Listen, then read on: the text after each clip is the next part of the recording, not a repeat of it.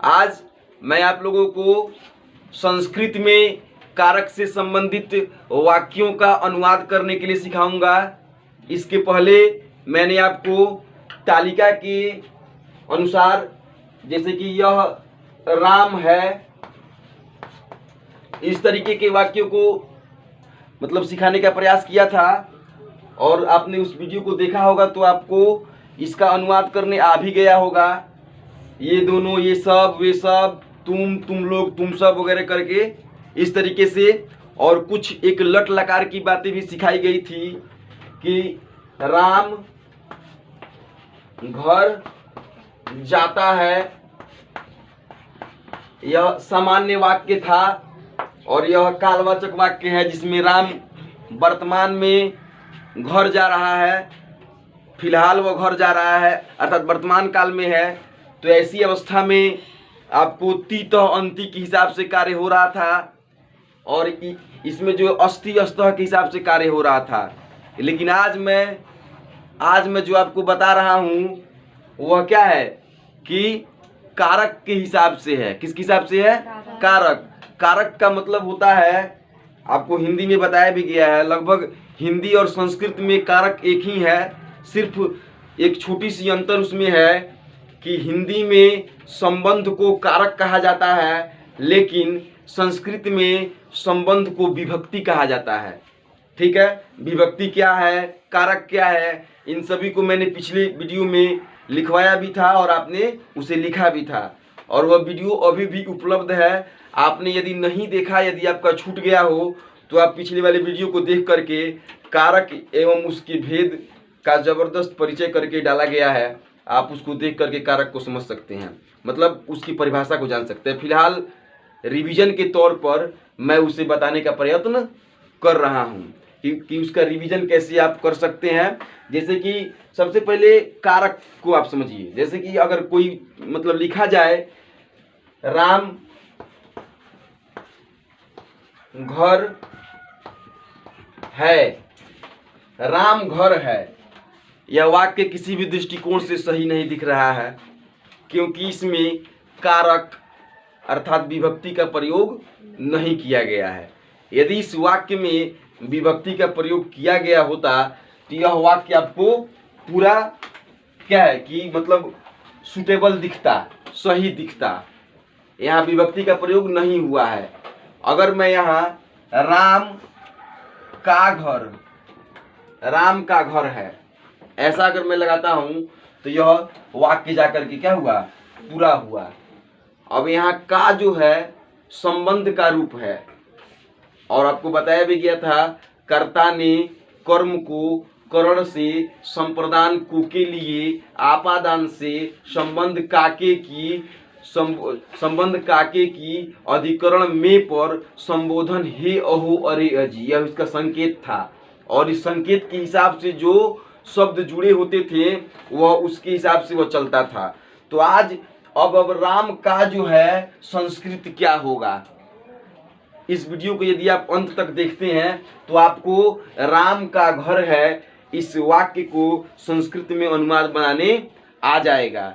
ठीक है, तो इसके लिए हमें सबसे पहले जानना होगा शब्द रूप। शब्द रूप अर्थात शब्द का रूप जो है तीन तरीके से चलता है। शब्द के रूप को समझने के लिए सबसे पहले हमें वचन समझना पड़ेगा, जो मैं पिछले वीडियो में आपको बताया था। वचन तीन होते हैं, एक वचन, द्विवचन और बहुवचन, और तब वह कारक के हिसाब से, विभक्ति के हिसाब से चलता है। ठीक है, तो मैं अब इसे आपको दिखाने का प्रयत्न कर। अब यहाँ मैं एक शब्द रूप को दिखाना चाहूँगा और इस शब्द रूप के हिसाब से, जैसा कि मैंने उदाहरण के तौर पे राम का एक उदाहरण लिया था, राम का घर, तो इसके हिसाब से आपको उसका अर्थ क्लियर हो जाएगा।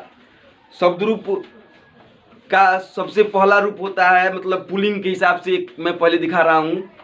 पुल्लिंग में बालक को लेकर के चला जाए तो पहले यह समझिए यह क्या है, तो एक वचन, द्विवचन, बहुवचन। एक वचन का मतलब हुआ कि इसमें जो भी मतलब शब्द होंगे वह एक इंगित करेंगे, एक मतलब उसकी संख्या एक होगी।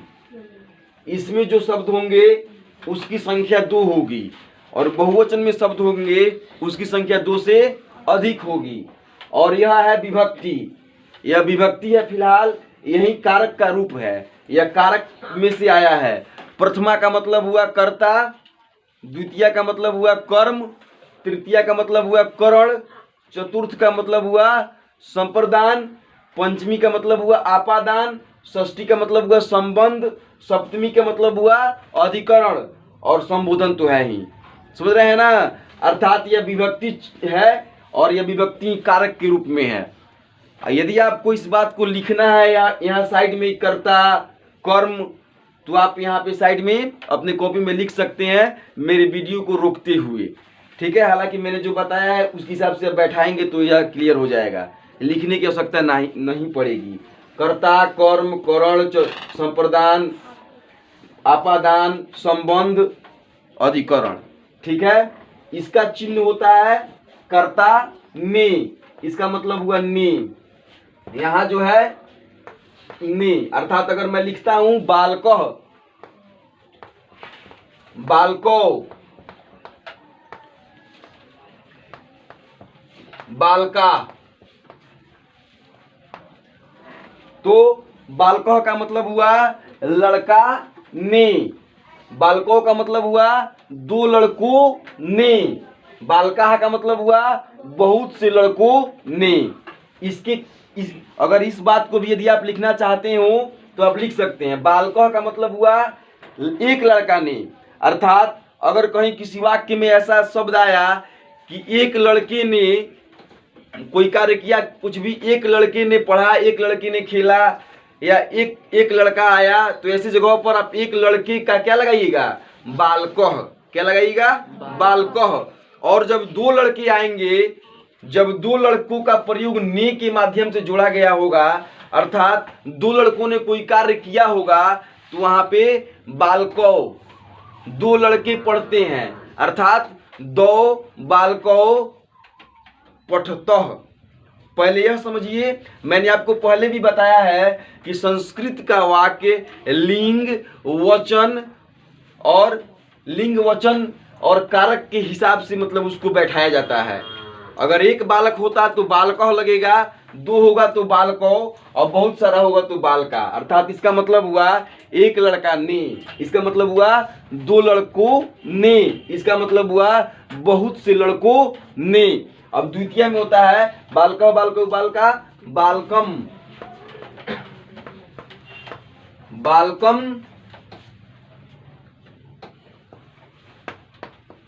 बालको बालकान। अगर मेरे बोर्ड पर जगह होता तो मैं इस चीज को लिख देता। यहाँ पे बालकम का मतलब हुआ द्वितीय कर्म को, क्या? कर्म को, अर्थात लड़का को। अगर लड़का को कहीं लगाया गया हो तो वहां पे बालकम बालको बालकान आपको लगाना पड़ेगा। बालकम अर्थात लड़का को, बालको 2 लड़कों को, बालकान बहुत से लड़कों को। समझ रहे हैं बात? तृतीया में करण कारक में जब आप जाते हैं तो तृतीया में आता है बालका बालको बालका बालकम बालको बालकान बालकीन बालकीन बालकाभ्याम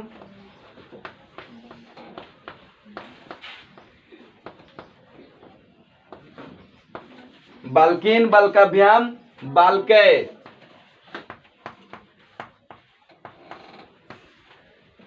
तृतीय करण कारक का अर्थ होता है, मतलब करण कारक का चिन्ह होता है से। बालकीन एक लड़की से, 2 लड़के से, बहुत सारे लड़कों से। अर्थात जहां पे यदि आ गया कि 2 लड़कों से झगड़ा हुआ या 2 लड़कों से मतलब बात हुआ, तो वैसी स्थिति में आप 2 बालकाभ्याम लगाइएगा। ठीक है, अगर एक लड़के से कोई प्रक्रिया हुई होगी तो बालकीन होगा। हालांकि मैं इन सभी शब्दों के हिसाब से वाक्य बनाने का प्रयोग, मतलब वाक्य बनाने के लिए आपको सिखाऊंगा, लेकिन आप इसे पहले यहाँ से समझे रहिएगा। यहाँ यदि आप समझ पाइएगा, यहाँ यदि अर्थों को जान पाइएगा और याद कर पाइएगा तो आपको वाक्य बनाने में दिक्कत नहीं होगा। लेकिन यहाँ पे यदि आप नहीं समझिएगा तो आपको दिक्कत हो सकता है। अर्थात मेरे बातों को सुनते हुए आपकी कॉपी में तो जगह होगा, आप अपनी कॉपी में एक लाइन में नहीं हो रहा तो 2 लाइन लिख करके तब नीचे इसका अर्थ लिख लीजिएगा कि आपको समझने में और याद करने में क्या होगी, सहूलियत होगी। मैं तो यहाँ अर्थ नहीं लिख पा रहा हूँ क्योंकि यहाँ पे जगह नहीं होने के कारण मैं इसके अर्थ को नहीं लिख पा, लेकिन आपको अर्थ बता रहा हूँ। आप चाहिए तो वीडियो को रोक करके आप अर्थ को लिख सकते हैं। चतुर्थी में संप्रदान, संप्रदान का कु के लिए होता है तो बालका बालको बालका बालकम बालको बालका बालकिन बालकाभ्याम बालकई बालकाय बालकात बालकात बालकाभ्याम सॉरी बालकाय बालकाय बालकाभ्याम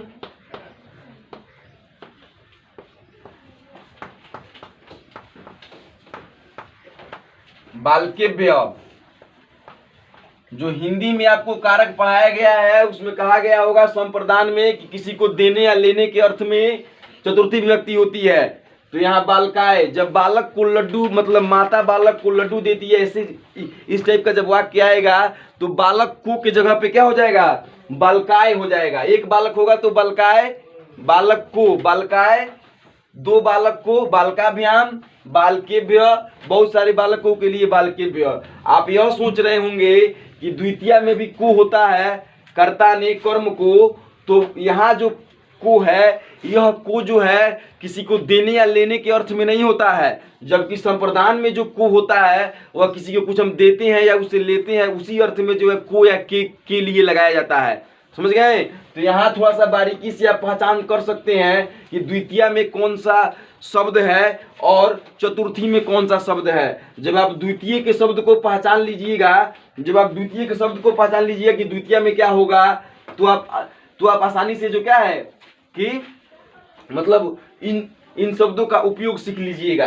अब आपको चतुर्थी के शब्द को जब आप पहचान लीजिएगा तो मतलब चतुर्थी का इस्तेमाल समझ लीजिएगा। और तनिक सा अगर आप कारक के भेदों को, हिंदी वाले भेदों को याद कर लेते हैं तो आपको आसानी से पहचान में आ जाएगा कि कौन सा द्वितीय में है और कौन सा संप्रदान में है। जब आपको द्वितीय की विभक्ति पहचान में आ जाएगी तब आप इन सभी शब्दों का उपयोग कर सकते हैं। यदि वह शब्द एक वचन में होगा तो बालकम, द्वि में होगा तो बालको, बहुत में होगा तो बालकान। यदि वह शब्द चतुर्थी में होगा और एक वचन में होगा तो बालकाय, और द्वितीय में होगा तो बालकाभ्याम, और अगर बहुवचन में होगा तो बालकेभ्य। अगला जो है पंचमी विभक्ति आपादान से चलती है। इसमें आता है बालका बालको बालका बालकम बालको बालकान बालकिन बालकाभ्याम बालकई बालकाय बालकाभ्याम बालकेभ्य बालकात बालकात बालकाभ्याम, यही होगा, इसलिए नीचे हमने डॉट के माध्यम से लिख दिया है बालकेभ्य। अब इसका मतलब हुआ से।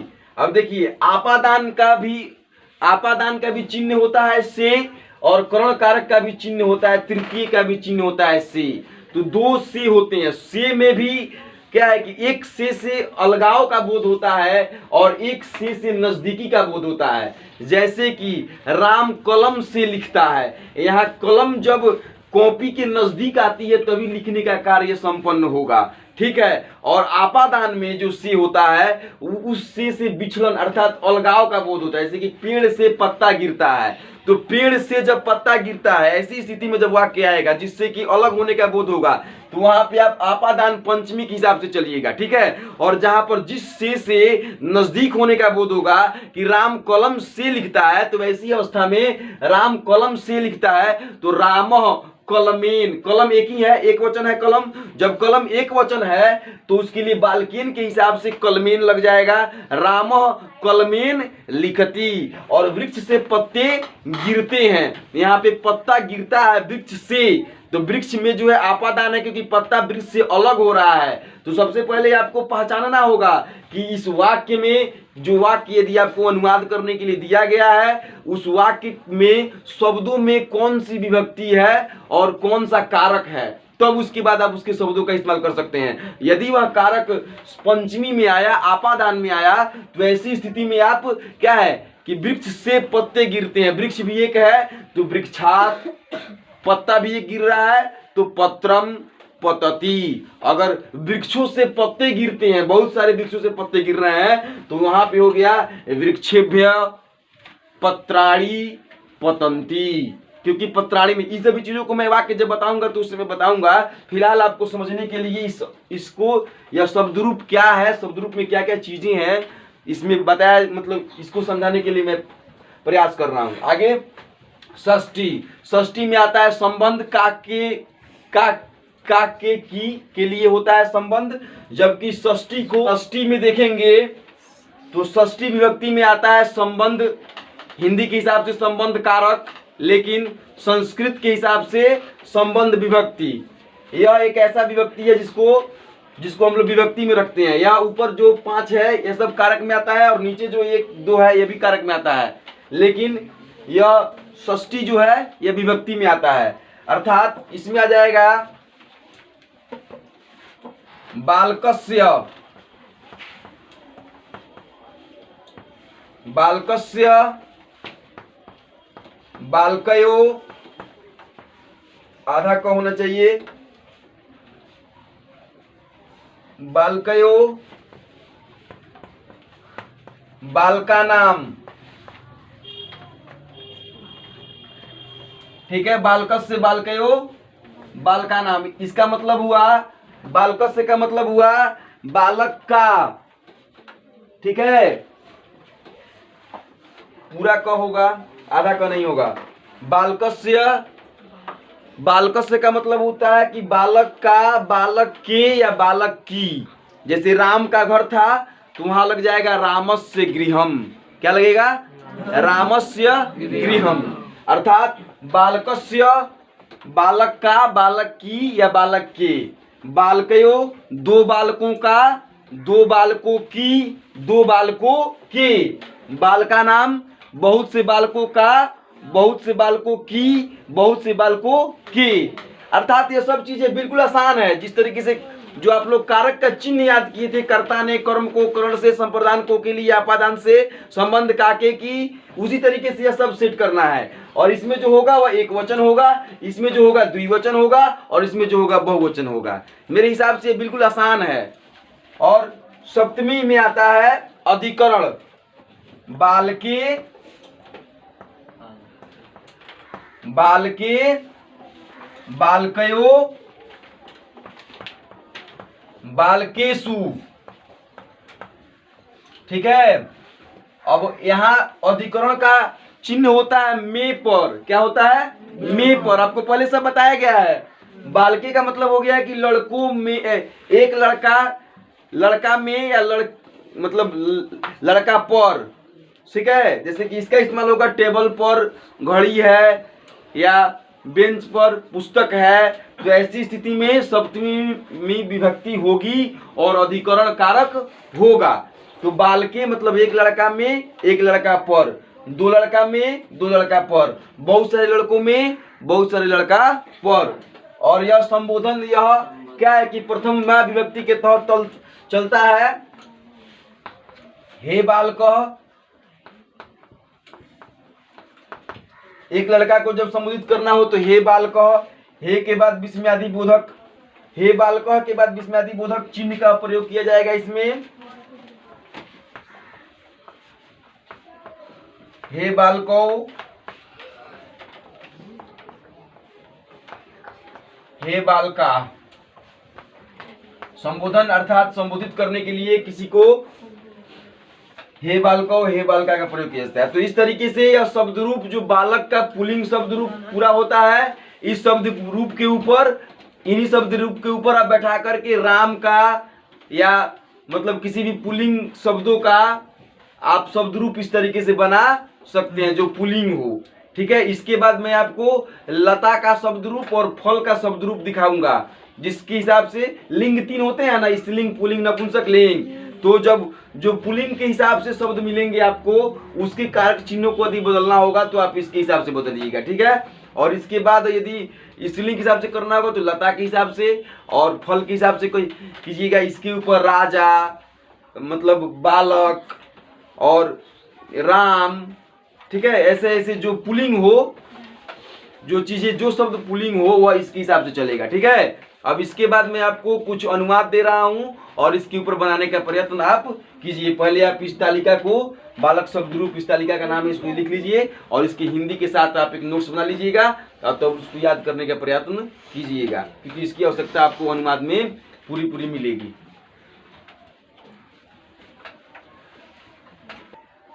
चलिए अब लिखिए तो कुछ उदाहरण के तौर पर अनुवाद, जिसमें पहला लिखिए, दो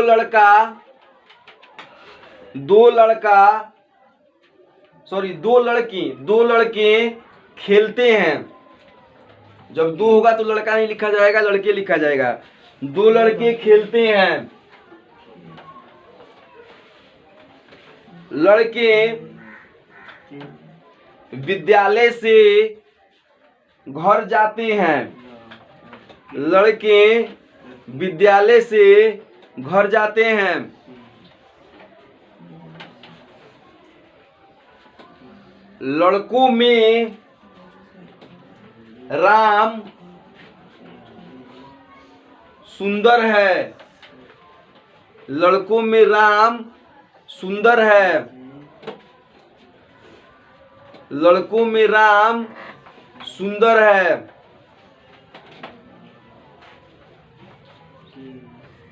मोहन का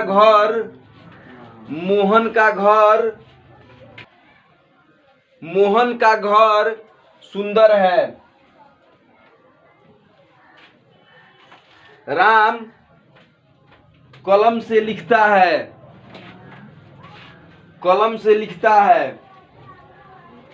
वे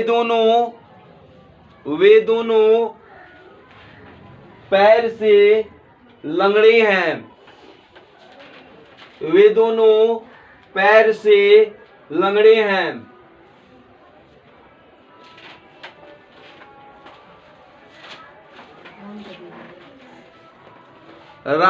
हिमालय से गंगा निकलती है।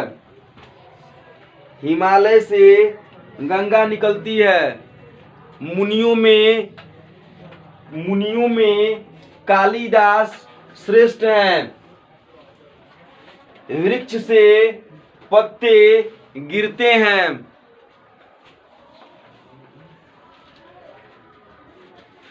पर्वतों से झरने झड़ती हैं। पर्वतों से झरने झरती हैं। चलिए इन सभी अनुवादों को आप बनाइए, उसके बाद मैं इसे बोर्ड पे चेक करूंगा। अब देखा जाए कि जो अनुवाद आप बनाए हैं वह सही है या गलत। अगर गलत है तो मैं बनाऊंगा, आप यहाँ से सुधारने का प्रयास कीजिएगा और समझिएगा कि इस तरीके का वाक्य कैसे सॉल्व होगा। ठीक है, कैसे उसको संस्कृत में अनुवादित किया जाएगा। बोलो बाबू, पहला बोलो तो क्या है? दो लड़के खेलते हैं। दो लड़के खेलते हैं। तो देखिए दो है तो लग जाएगा दो, बालको और तीतः अंती।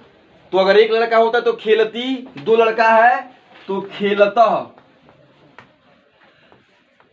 चलो दूसरा बोलो। दूसरा, लड़के विद्यालय से घर जाते हैं। लड़के विद्यालय से घर जाते हैं। लड़के अर्थात एक लड़के नहीं है विद्यालय में, बहुत सारे लड़के हैं। तो लड़के अर्थात बालकः बालकौ बालकाः। बालका वाक्य बनाने के लिए सबसे पहले पहचानना पड़ता है कि लिंग क्या है, वचन क्या है और कारक क्या है। तो लिंग है पुल्लिंग, वचन है बहुवचन और कारक है कर्ता। ये तीनों पहचानने के बाद ही आप वाक्य बना सकते हैं। अर्थात लड़के क्या है, कैसे है? लड़के विद्यालय से घर जाते हैं। लड़के विद्यालय से घर जाते हैं। अर्थात बालकाः, आप विद्यालय से लड़का अलग हो रहा है। ठीक है, तो ऐसी स्थिति में से आपादान है। अर्थात विद्यालयात, आपादान में बालकात था। आप शब्द रूप निकाल के देख लीजिएगा और वहां से समझते रहिएगा। आपको डायरेक्ट बनाने नहीं आएगा तो आप शब्द रूप के हिसाब से देख देख करके शब्दों का प्रयोग कीजिएगा, प्रैक्टिस कीजिएगा, तभी जाकर के आप बना सकते हैं। बिना प्रैक्टिस आप कुछ नहीं कर पाइएगा। अर्थात बालक से जब था तो बालकात लग रहा था, तो बालका विद्यालयात, विद्यालयात विद्यालय से घर जाते हैं। गृहम एक लड़का होता तो गच्छति, दो होता तो गच्छतः, और यहाँ पे बहुत सारा लड़का है तो ऐसी स्थिति में होगा गच्छन्ति। चलिए तीसरा बोलिए। जल्दी लड़कों में बोलिए। राम सुंदर है। लड़कों में राम सुंदर है, तो बालकों में, तो अगर एक बालक था बालक में तो बालके, दो था तो बालकयो, और बहुत सारा है तो बालकेशु। ठीक है, अधिकरण में है। मैंने आपको पहले भी बताया है, वाक्य को पहचानिए, पहले शब्द रूप पहचानिए, पहले वचन पहचानिए, वचन पहचानिए पहले, उसके बाद लिंग पहचानिए और उसके बाद कारक पहचानिए। ठीक है, वचन लिंग और कारक को पहचानने के बाद ही आप वाक्य बना सकते हैं। तो लड़कों में राम सुंदर है, अर्थात बालकेशु। देखिए थोड़ा सा ध्यान दीजिएगा तो आपको आ जाएगा, नहीं ध्यान दीजिएगा तो नहीं आएगा। बालकेशु रामः सुंदरम सुंदरः,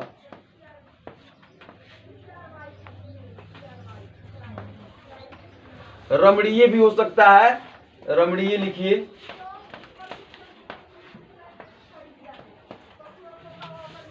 तो बालकेशु, यहाँ पे कर्ता राम है इसलिए यहाँ पे अस्ति लगेगा। लड़का भले ही बहुत सारा है लेकिन सुंदर राम है इसलिए राम और रमणीय अस्ति। समझ गए?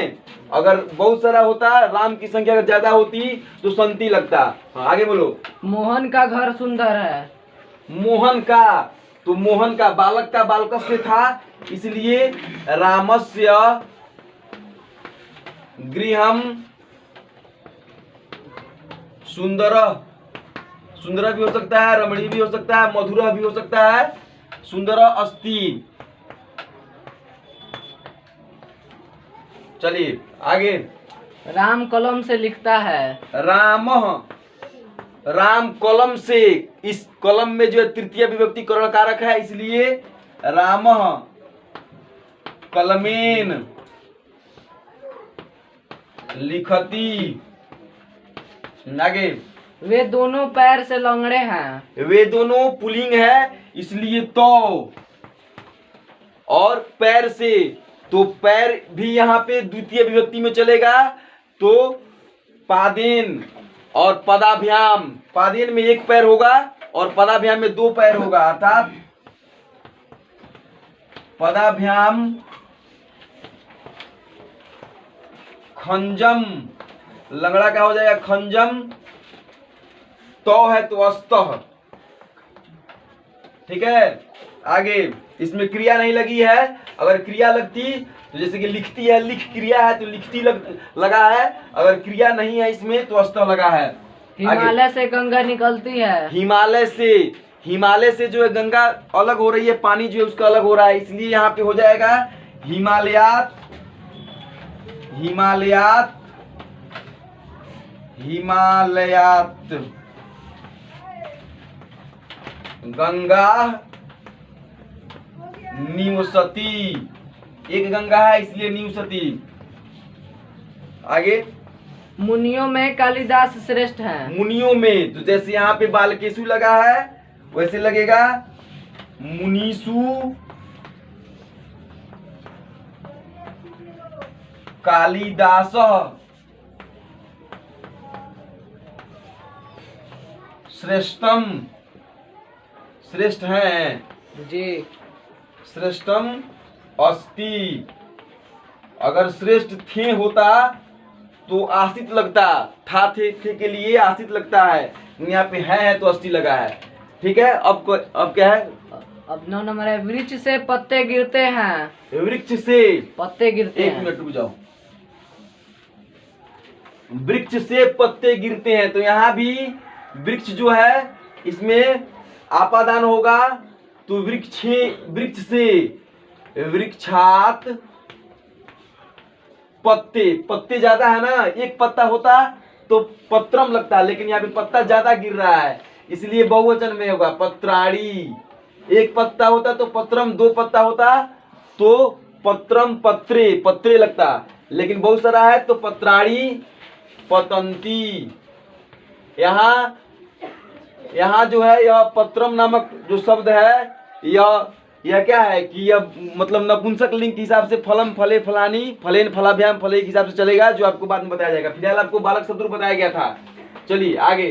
पर्वत से झरने झरते हैं। पर्वत से, तो यहाँ पे पर्वत से में जो है क्या होगा कि पंचमी विभक्ति होगी, और विभक्ति जो है बहुवचन है, बहुत सारे पर्वतों से, इसलिए बालकात बालकाभ्यम बालकात बालकाभ्याम बालकेभ्य, अर्थात पर्वतेभ्य झरना। जी। झरना का होता है निर्झर, निर्झरः झड़ंती। अगर बहुत सारा झरना होगा तो झड़ंती, लेकिन एक पर्वत पे एक ही झरना हो सकता है तो झड़ती, झड़ती। ठीक है, अब आप देख लीजिए कि आपने कितना सही बनाया।